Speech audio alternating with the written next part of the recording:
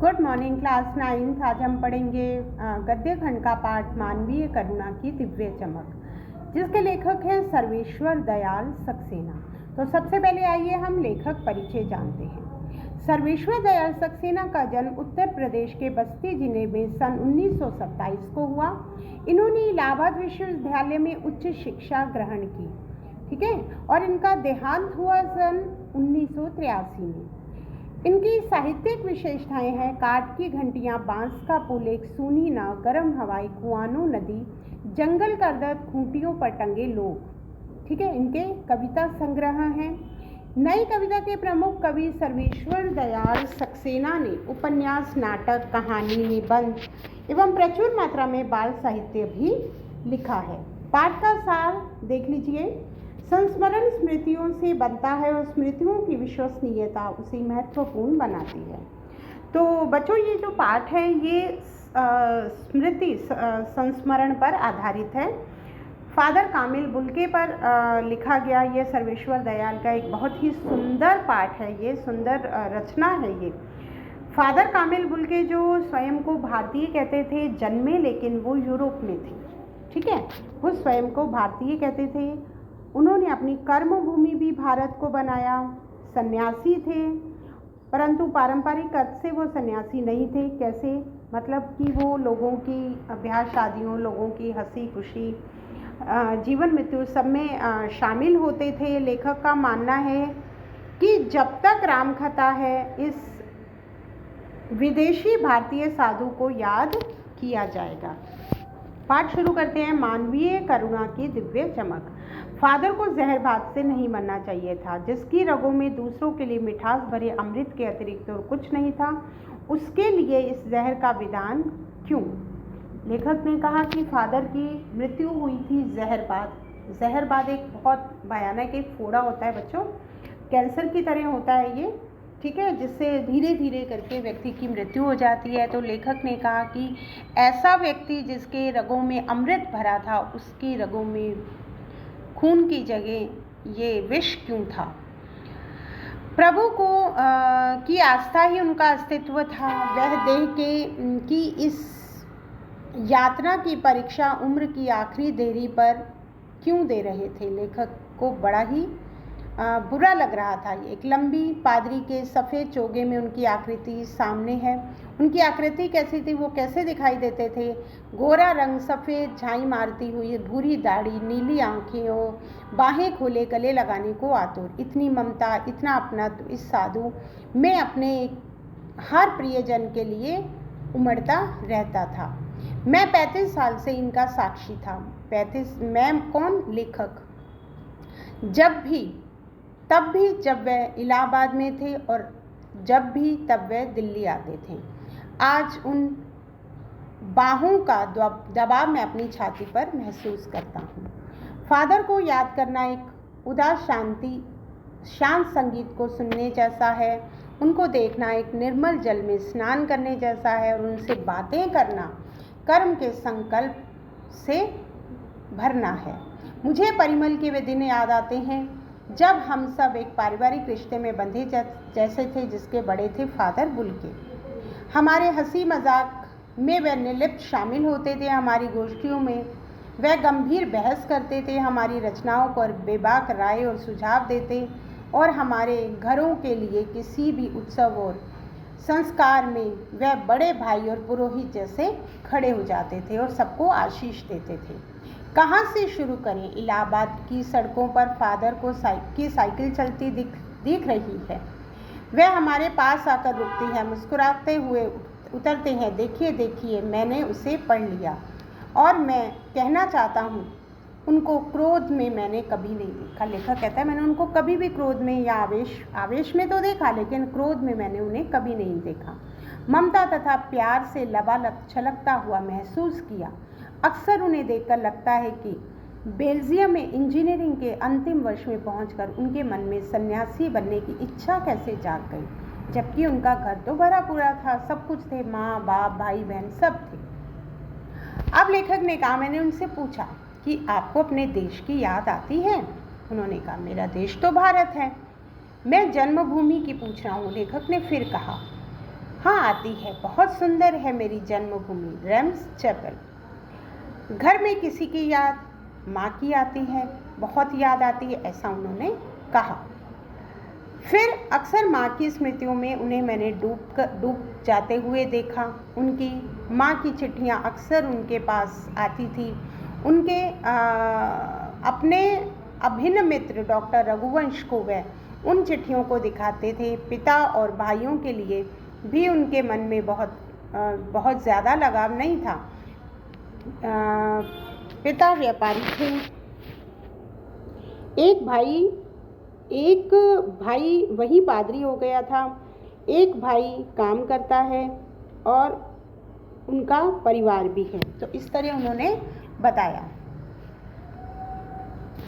प्रभु की इच्छा थी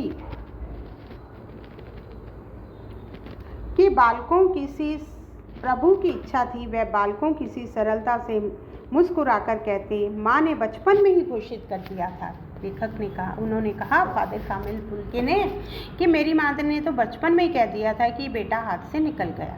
और सचमुच इंजीनियरिंग के अंतिम वर्ष में पढ़ाई छोड़कर जो फादर बुल्के थे वो सन्यासी होने के लिए अपने धर्मगुरु के पास गए। धर्मगुरु से वो सन्यास लेना चाहते थे, पर उन्होंने एक शर्त रखी। उस समय क्या होता था, सन्यास लेते थे जो तो शर्त मतलब सन्यास चाहने वाला शर्त रख सकता था। तो उन्होंने शर्त क्या रखी कि मैं भारत जाऊंगा। भारत जाने की बात क्यों उठी नहीं जानता, बस मन में था। उनकी शर्त मान ली गई और वह भारत आ गए। जिसेट संघ से 2 साल पादरियों के भी धर्माचार की पढ़ाई की। फिर 9-10 वर्ष दार्जिलिंग में पढ़ते रहे। कोलकाता में बीए किया, फिर इलाहाबाद में एमए। उन दिनों डॉक्टर धीरेन वर्मा हिंदी विभाग के अध्यक्ष थे। शोध प्रबंध प्रयाग विश्वविद्यालय के हिंदी विभाग में रहकर 1950 में उन्होंने पूरा किया। रामकथा, उत्पत्ति और विकास, परिमल में उसके अध्याय पढ़े गए।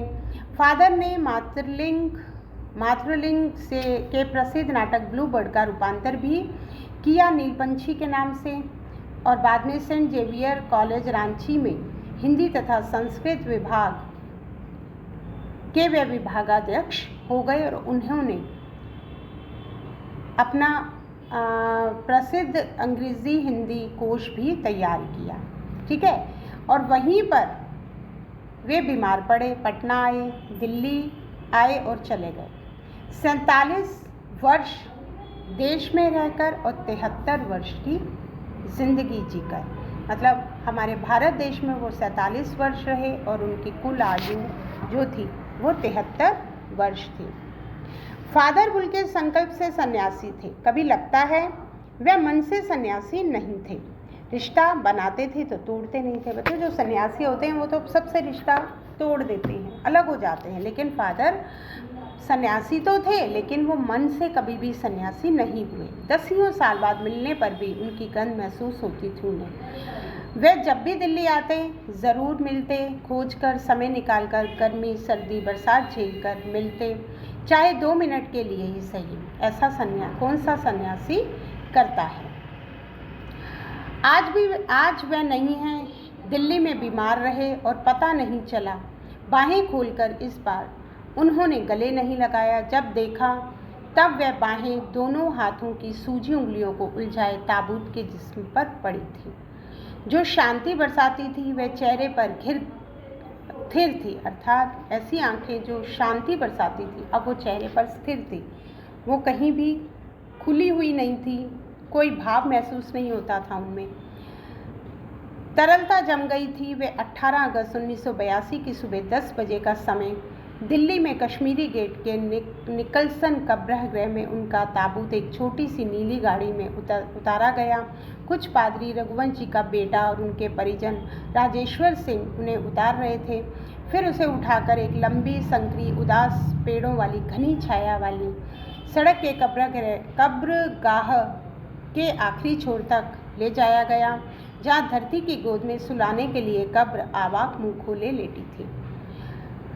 ऊपर करील पेड़ था, करील की घनी छां थी और चारों ओर कब्रें और तेज धूप से के व्रत थे जैनेन्द्र कुमार द्विजेंद्र स्नातक, अजित कुमार, डॉक्टर निर्मला जैन और मसीही समुदाय के लोग। पादरीगण उनके बीच थे। गोरिक वसन पहने इलाहाबाद के प्रसिद्ध विज्ञान शिक्षक डॉक्टर सत्य प्रकाश और डॉक्टर रघुवंश भी थे, जो अकेले उस संकरी सड़क की ठंडी उदासी में बहुत पहले से खामोश दुख की किन्हीं अपरिचित आहटों में दबे हुए थे, सिमट गए थे कब्र के चारों तरफ। फादर की देह पहले कब्र के ऊपर लिटाई गई। मसीही विधि से अंतिम संस्कार हुआ। रांची के फादर पास्कल तोयना के द्वारा उन्होंने संस्कार किया इनका। उन्होंने हिंदी के मसीही विधि से प्रार्थना की। फिर सेंट जेवियर के रेक्टर फादर पास्कल ने उनके जीवन और कर्म पर श्रद्धांजलि अर्पित करते हुए कहा, फादर बुल के धरती में जा रहे हैं। इस धरती से ऐसे रत्न और पैदा हों। डॉक्टर सत्य प्रकाश ने भी अपनी श्रद्धांजलि में उनके अनुकरणीय जीवन को नमन किया। फिर देह कब्र में उतर गई। लेखक ने कहा कि मैं नहीं जानता कि इस सन्यासी ने कभी सोचा भी नहीं था कि उनकी मृत्यु पर कोई रोएगा, लेकिन उस क्षण रोने वालों की कमी नहीं थी। सब लोग रो रहे थे, सबकी आंखें नम थी। इस तरह हमारे बीच से वे चला गया।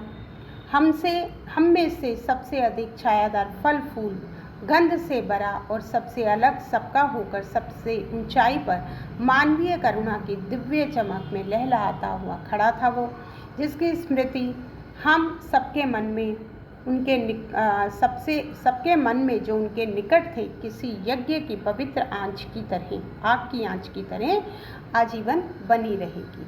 लेखक ने कहा, मैं उस पवित्र ज्योति को याद में मैं श्रद्धानत हूँ। ठीक है बच्चों, तो ये पाठ आपको समझ आ गया। इसकी PDF मैं आपको भेज दूँगी। धन्यवाद।